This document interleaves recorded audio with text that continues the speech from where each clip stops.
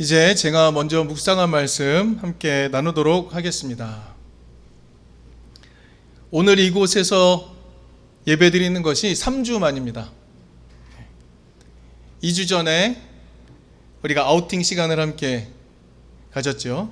그리고 제가 연이은 주간에 휴가 시간을 거치면서 우리가 함께 만나는 사이 간격이 조금 있었습니다. 그런데 그 시간을 거치면서 저는 나름 고민할 시간을 좀 갖게 되었습니다. 저는 개인적으로 이든교회는 이 시대에 교회가 좋은 공동체로 함께 살아가는 건 어떤 것인가를 보여주는 작은 모델이라고 생각하고 있습니다. 저는 이든교회 교우들에 대해 자부심이 있고 이든교회가 가지고 있는 생각과 걸어가고자 하는 길에 대한 자부심이 있습니다. 그런 가운데 어떻게 하면, 무엇을 하면 이든교회의 이 기독 공동체가 세상 속에서 작은 희망의 이유가 될 수 있을까? 구체적인 고민을 늘 하게 됩니다. 그리고 특별히 이번에 긴 쉼의 기간 동안에 그렇다면 이든교회가 기독교 내부에서 해야 하는 역할은 무엇인가 하는 것을 조금 고민해 보게 되었습니다. 그 이유는 지난주 말씀 묵상 본문 중에 하나였던 오늘 본문을 만났기 때문입니다. 오늘 본문을 읽으면서 이든교회는 기독교 내부에서 어떤 역할을 해야 하는 것인가 하는 고민을 한 번 더 해보게 되었습니다. 특별히 52절을 보면 예수께서 이렇게 말씀하십니다. 하늘나라를 위하여 훈련을 받은 율법학자를 말씀하십니다. 특정이 되어 있죠. 하늘나라를 위하여 훈련을 받은 율법학자. 이 번역을 다르게 해보면 하늘나라를 위하여 제자된 율법학자라고도 번역할 수 있습니다. 대체 누구를 가리키는 것인가? 이것을 고민하면서 오늘 말씀 묵상 나눔에 이르게 되었습니다. 우리는 성경을 읽을 때 본문의 상황 속에서 등장하는 청자, 그 말씀을 듣는 사람과 그 글을 다시 읽는 독자를 생각해 봅니다. 이 본문 속에서 말씀을 듣는 자는 누구이며 나중에 이 글을 읽는 자는 누구인가? 이 모두를 헤아려 보며 이 글의 의도를 우리는 파악해 나가는 일들을 계속 해오고 있습니다. 그렇게 우리는 마태복음을 읽을 때도 그런 노력을 기울여야 합니다. 이 말씀을 듣는 자는 누구이며 이 말씀을 읽는 자는 누구인가, 이런 노력을 해봐야 하는 것입니다. 예수 시대 유대인들 어떤 사람들이었을까요? 그들은 언제나 로마로부터, 제국인 로마로부터 독립하는 것이 하나님 나라의 완성이라고 굳건히 믿었습니다. 그랬던 사람들이 유대인이었습니다. 그래서 그들은 예수 사후에 결국 AD 66년에 유대인들은 로마에 저항을 하게 되고 독립운동을 다시 시작하게 됩니다. 하지만 AD 70년에 예루살렘 성전이 완전히 무너지게 되는 경험을 하게 됩니다. 로마가 본때를 보이기 위해서 예루살렘 성전을 완전히 허물어 버립니다. 예루살렘 성전은 유대인에게 단순한 건물이 아닙니다. 유대인에게 예루살렘 성전은 율법을 기억하게 하고 지키도록 하는, 결국 예루살렘 성전은 유대인의 정체성 그 자체인 겁니다. 그런데 그것을 허물어 버렸다라는 것이죠. 완전히 무너져 버린 것입니다. 그럼 유대인들은 이후에 어떻게 해야 될까요? 성전을 무너뜨린 의도는 무엇일까요? 유대인들이 정체성의 혼란을 갖게 되고 낙담하고 그렇게 해서 결국 모든 것을 포기해 버리도록 만드는 것 아니었겠습니까? 로마의 의도는 분명히 그거였을 겁니다. 그런데 바로 그 순간에 유대인들은 자신의 고난의 역사 속에서 다시 한번 답을 얻어냅니다. 무엇이냐면 유대인들은 율법을 기억하고 지키도록 돕는 역할을 하는 사람들을 찾아내기 시작합니다. 그들이 누구인가? 율법학자들입니다.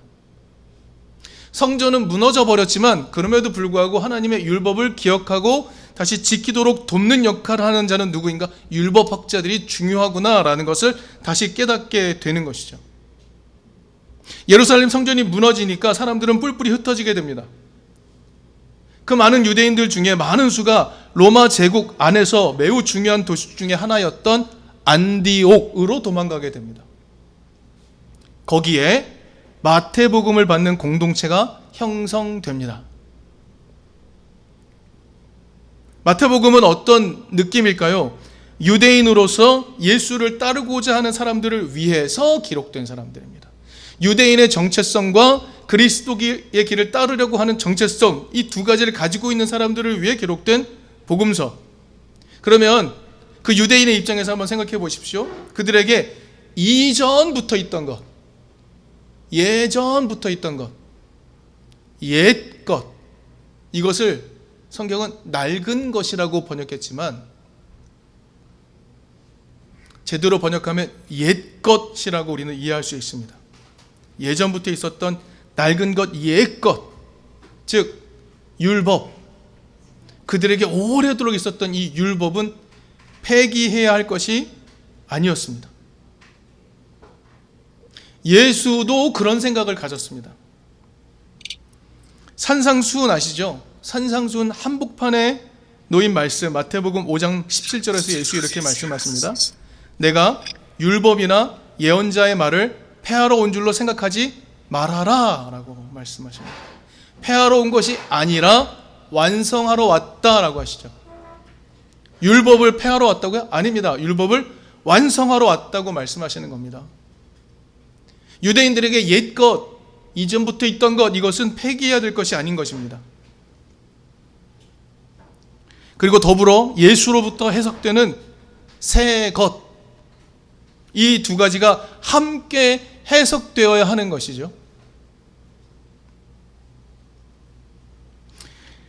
옛것의 깊은 의미를 길어 올리는 것에 더하여 오늘날 새 것, 오늘날에는 그 말씀을 어떻게 해석해야 하는가, 이 해석과 더불어서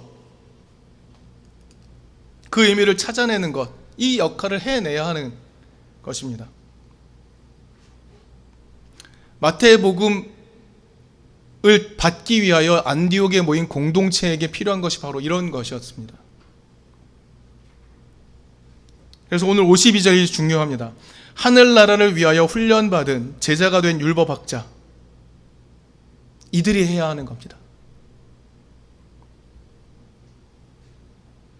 제가 제자들이라고 계속 이야기하죠. 아니 어떻게 그렇게 확신에 차서 이야기합니까? 진짜 율법학자 아닙니까? 옛날부터 있던 율법학자를 좀 잘 교육시켜서 다시 이들을 교육 현장에서 그런 일로 쓰자, 뭐 이런 말씀 아닌가요? 라고 생각할 수도 있겠습니다. 하지만 오늘 본문 51절을 보면 이 대화의 대상이 제자들이라고 분명히 나와 있습니다. 예수는 제자들을 향하여 하늘나라를 위하여 제자가 된 율법학자, 이런 말씀을 하고 있는 것입니다. 예수님 묻죠. 제자들에게 묻습니다. 너희가 이것들을 모두 깨달았느냐라고 묻습니다. 제자들이 말합니다. 네 라고 말하죠. 예수의 이 질문은 무엇입니까? 너희가 이것들을 모두 깨달았느냐? 라고 질문하는 이유는 무엇일까요? 새롭게 형성된 안디옥의 마태 공동체에게 새 것과 옛 것을 통합적으로 전달할 준비가 되어 있는지 묻고 있는 것이 오늘 본문의 의도라는 것입니다. 그러면 조금 앞으로 나아가서 마태복음 13장 이야기를 한번 쭉 살펴봅시다. 마태복음 13장에서 특별히 예수는 하늘나라, 즉 하나님 나라에 대한 많은 비유를 들려줍니다. 그런데 자세히 살펴보면 어떤 비유는 민중들, 무리들에게 들려주는 비유가 있고 어떤 비유는 제자들에게 들려주는 비유가 있습니다. 특별히 오늘 본문인 44절에서 50절, 이 비유는 제자들에게 해주시는 비유입니다. 좀 더 집중하여 이야기해주는 비유라는 것이죠. 그런데 44절 비유에서 예수 이렇게 말씀하십니다. 하늘나라, 즉 하나님 나라는 밭에 숨겨진 보물과 같다라고 이야기합니다. 그래서 어떤 사람이 그것을 발견하면 제자리에 다시 숨겨두고 기뻐하며 집에 돌아가서 가진 것을 다 팔아 그 밭을 산다 라고 합니다. 여러분, 이 맥락이 어떻게 느껴지십니까? 이게 윤리적으로 도덕적으로 온당한 것입니까? 밭에서 어떻게 발견했는지는 분명치 않습니다만 아마 노동하는 사람으로 상장한 것 같습니다. 그가 땅을 열심히 파다가 땅에 묻혀있던 보물을 발견했습니다. 어떻게 행동합니까? 다시 덮어두고 너무 기뻐서 집에 돌아가서 자신의 가진 것을 다 팔아 그 밭을 산다라고 예수는 이야기해요. 여러분, 여러분의 감각은 어떠십니까? 이 이야기를 듣는 동안 우리 안에 일어나는 윤리적 도덕적 감각은 어떤가요? 문제가 있어 보입니다. 문제가 있어 보여요.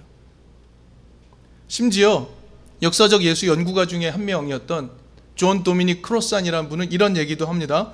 자, 보물이 발견자의 소유라면 땅을 살 필요가 없다. 보물이 발견자의 소유가 아니라면 땅을 사는 것은 불의하다라고 평가하기도 합니다. 여러분, 근데 어떻게 느껴지십니까? 우리도 비슷하게 느껴질 수도 있습니다. 그런데 여기서 중요한 것이 있습니다. 그런 느낌은 현대적 감각일 뿐이라는 거죠.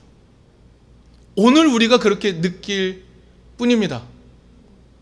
예수 때도 그렇게 느꼈을까요? 예수 당시에도 그렇게 여겼던 것일까요? 좀 비슷한 시대 이야기로 한번 찾아가 봅시다. 유대인들이 성경의 난제를 만날 때마다 그것에 대한 해설을 필요로 합니다. 그래서 그것에 대한 해설서가 등장을 하죠. 미드라시와 우리 귀에 익숙한 책, 탈무드 같은 것들이 있습니다. 그 탈무드 중에 한 이야기가 있습니다. 땅에 묻힌 보물을 모르고 취득한 사람이 있습니다. 그것을 어떻게 처리해야 할까? 이거 내 것이 아닙니다 라고 얘기하기도 하고, 아닙니다, 당신이 발견해서 당신 것입니다, 이렇게 이야기하기도 합니다. 그래서 그 당시에 재판관이 어떻게 판결을 하는가? 산자와 판자의 가족들 중에 아들과 딸이 있으니 서로 결혼하여 모두의 것이 되게 하시오, 이런 얘기를 기록하고 있습니다. 아주 지혜로운 방법 중에 하나이기도 하죠. 그러나 이건 윤리적으로 문제가 있어 라고 말하는 것은 오늘 현대적인 감각일 뿐입니다. 그리고 예수의 의도는 거기에 있지 않습니다. 만약에 예수의 의도가 그런 데 있다면 여러분, 비유에서 밭의 주인이 등장해야 되지 않습니까? 밭의 주인이 등장해서 어떤 반응을 보여야죠. 이런 행동은 불의한 행동이야, 이거 원래 내 거잖아, 이렇게 말하는 주인이 등장할 법한데 그런 사람은 등장하지 않습니다. 다만 보물을 발견한 자의 모습이 등장하죠. 그가 어떻게 합니까? 기뻐하며 라는 것이 중요합니다. 무언가 가치 있는 것을 발견했을 때 오는 감격이 그 사람을 행동하게 만듭니다. 어떤 행동을 하게 만들었나요? 자신의 가진 것을 다 팔아서 그 밭을 사는 것으로 행동을 하게 됩니다. 예수는 바로 이 행동에 초점을 두고 있는 겁니다. 왜요? 44, 45절에 보면 좋은 진주를 구하는 상인의 모습도 등장하지 않습니까? 그 상인도 값진 진주를 발견하면 모든 것을 다 팔아 산다라는 것에 초점을 두고 있지 않나요? 이 두 비유를 같은 맥락에서 읽어야 하지 않겠습니까? 두 비유 모두 소중한 것을 얻기 위해서, 소중한 것을 깨달았다면 그것을 얻기 위해 소유한 모든 것을 다 내어주고 바꾸는 적극적인 태도에 강조점을 두는 것, 이게 제자들에게 요청하고 있는 겁니다. 너희가 하나님 나라의 가치를 발견했느냐? 하나님 나라가 정말 너에게 소중하고 중요한 것임을 깨닫게 되었느냐? 그럼 너희는 너의 가진 것을 다 팔아서 그것과 바꿔낼 수 있는가? 너에게 그럴 만한 가치가 있는 것인가? 하나님 나라는 우리에게 그럴 만한 가치가 있는 것인가? 묻고 있는 겁니다. 여러분, 하나님 나라는 그렇게 할 만한 가치가 오늘날 우리에게도 있나요? 오늘날 우리에게도 하나님 나라의 가치를 향하여, 그렇습니다 하나님, 모두에게 생명을 주는 하나님 나라가, 그 나라가 우리 모두에게 필요합니다. 능력 있는 사람만 살아가고 힘 있는 자만 살아가는 세상이 아니라 모두가 함께 살아가는 세상. 사자굴에 어린이가 손 놓고, 독사굴에 어린이가 손 놓고, 어린 양과 사자가 함께 뛰어놀며 사는 세상, 그런 하나님 나라의 세상 필요합니다. 우리가 그 가치에 동의하고 그 기쁨을 발견했다면 우리는 과연 우리가 가진 모든 것과 그것을 바꿀 수 있는가? 예수는 그것을 묻고 계시는 것입니다. 보물, 좋은 진주와 같은 하나님 나라의 압도적인 가치를 발견하면 다가오는 감정은 무엇일까요? 기쁨이라는 겁니다. 여러분, 우리가 삶의 문제를 맞닥뜨릴 때마다 우리는 그 문제에 압도되어서 괴로울 때가 많습니다. 그러나 그 문제를 풀어갈 방식을 찾아낼 때 우리는 유레카하면서 기쁨을 맛보게 되죠. 우리의 삶의 길이 열릴 때 우리는 기쁨을 맛보게 됩니다. 하나님 나라가 우리의 삶의 돌파구라는 것을 깨닫게 될 때 우리에게 차오르는 감정은 무엇일까요? 기쁨인 겁니다. 기쁨. 하나님 나라가 우리에게 기쁨인가? 그리고 기쁨에 가득 차 나의 모든 것과 교환하는 파격적 결단이 일어날 수 있는가? 이 비유의 광초점은 거기에 있는 것입니다. 그러니 우리가 이 비유를 핵심을 발견하기 위해 법적 절차 따지는 것은 사실 중요한 게 아닙니다. 그것은 현대적 감각으로 성경을 다시 읽으면서 오독하는 것일 뿐이죠. 예수는 제자들에게 이렇게 말합니다. 하나님 나라가 자신이 소중히 여기는 것과 다 바꿀 만큼의 기쁨을 주는 최고의 가치인가? 그것을 깨닫고 있는가? 그것을 깨닫기를 바란다라고 요청하고 있는 것이죠. 제자들에게 요청하고 있는 겁니다. 예수의 길을 따라 나선 제자들에게 너희들도 이 기쁨을 깨달았는가? 라고 묻고 있는 것이죠.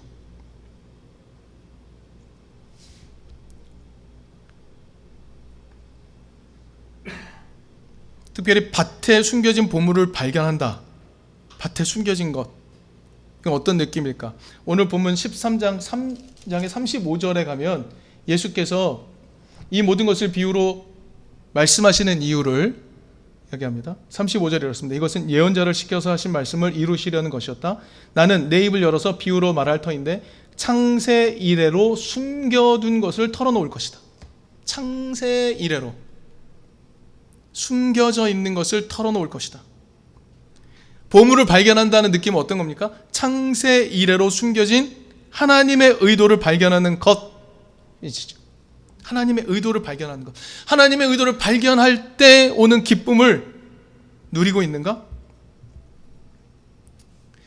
그러니까 보물이요, 단순히 율법의 의미, 옛날 의미를 깨닫는 것, 이런 걸 말하는 게 아닙니다. 그 의미를 그렇지, 이런 의미이지 라는 것을 깨닫는 것만을 의미하지 않습니다. 이 같은 마태복음 19장 21절을 보면 이런 내용이 등장합니다. 그 장면에서 예수를 어떤 부자 청년이 찾아옵니다. 그래서 예수께 묻습니다. 영원한 생명을 얻으려면 어떻게 해야 합니까? 율법에 써 있는 대로 행하면 된다. 저 그렇게 했습니다. 예수께서 그 사람을 보고 굉장히 긍휼히 여기십니다. 감격하셨던 것 같습니다. 그래서 율법을 잘 지키던 부자 청년에게 이렇게 말합니다. 내가 완전한 사람이 되려고 한다면 가서 내 소유를 팔아서 가난한 사람에게 주어라. 그리하면 내가 하늘에서 보화를 차지하게 될 것이다. 보물을 발견하게 될 것이다. 라고 말씀을 하십니다. 창세 이전부터, 창세로부터 숨겨진 것이 구체적으로 이렇게 드러난다고 말씀하고 계시는 겁니다. 율법의 의미, 이런 의미지라는 것만 깨닫는 것, 거기서 멈추는 것이 아니라 율법을 실제로 오늘 삶에서 구현하는 방법, 함께 살 수 있는 세상을 위해 행동하면 결국 우리는 보물을 발견하게 되는 것이야. 우리는 하나님 나라를 살게 되는 것이야 라는 것을 예수는 가르쳐 주시는 것이죠. 단순히 이해에 머무르는 것이 아니라 보물은 이해를 해내는 것에 머무르는 것이 아니라 그것이 행동으로 이어지는 것까지 가는 것입니다. 그 부자 청년에게 말씀하시잖아요. 내 소유를 다 팔아. 가난한 자에게 주고 넌 나를 따라오너라 라고 요청을 하셨던 겁니다.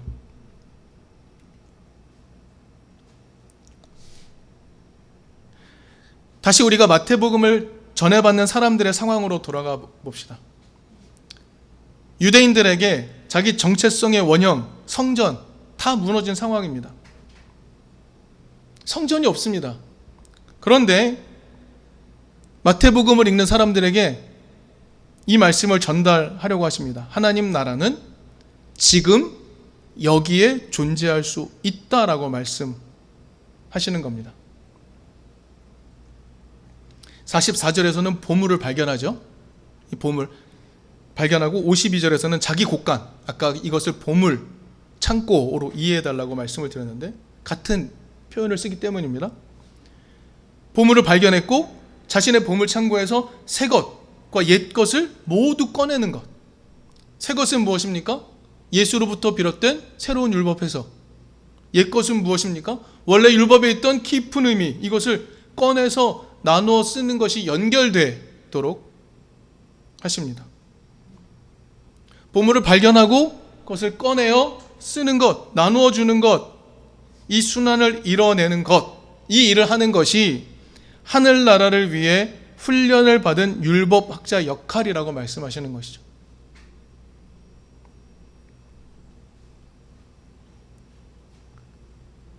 예수는 제자들에게 이렇게 말씀하시는 겁니다. 하나님 나라를 위해 훈련받은 제자가 된 율법학자 역할을 하십시오라고 부탁하고 계신 겁니다. 그리고 마태복음을 나중에 읽게 되는 사람들에게도 하늘나라를 위해 훈련을 받은 제자들이 율법학자라는 것을 알라고 전달하고 있는, 오늘 우리에게까지 전달하고 있는 것입니다.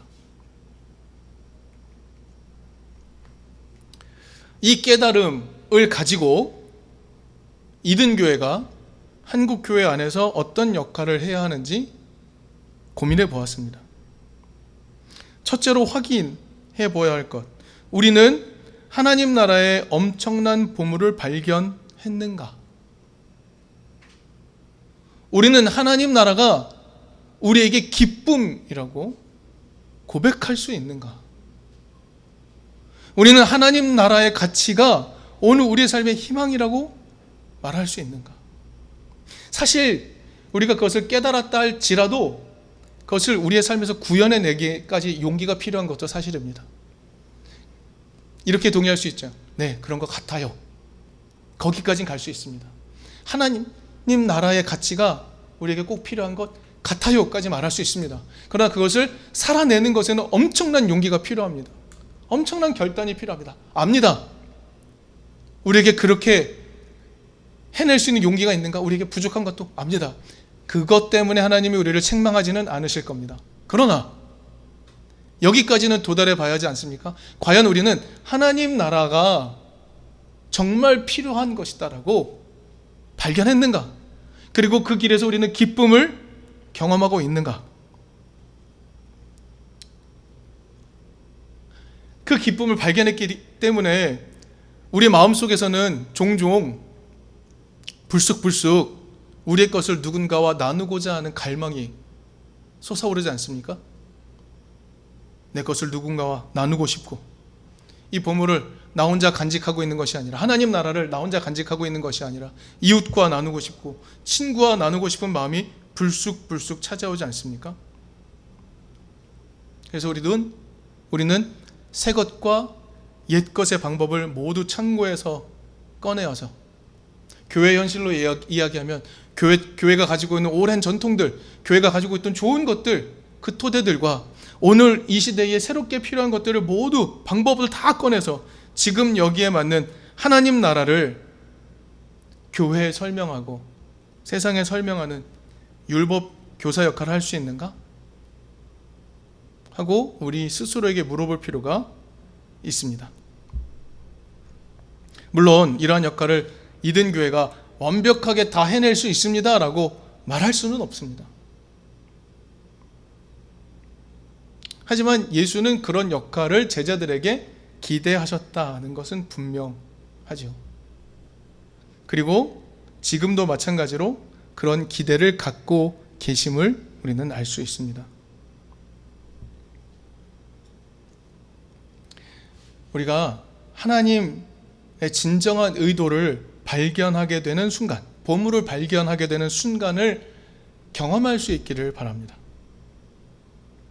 그래서 우리가 지금 여기에 필요한 무너진 성전을 충분히 대신할 수 있는 하나님 나라를 보여줄 수 있는 율법학자 역할도 한번 해낼 수 있기를 바랍니다.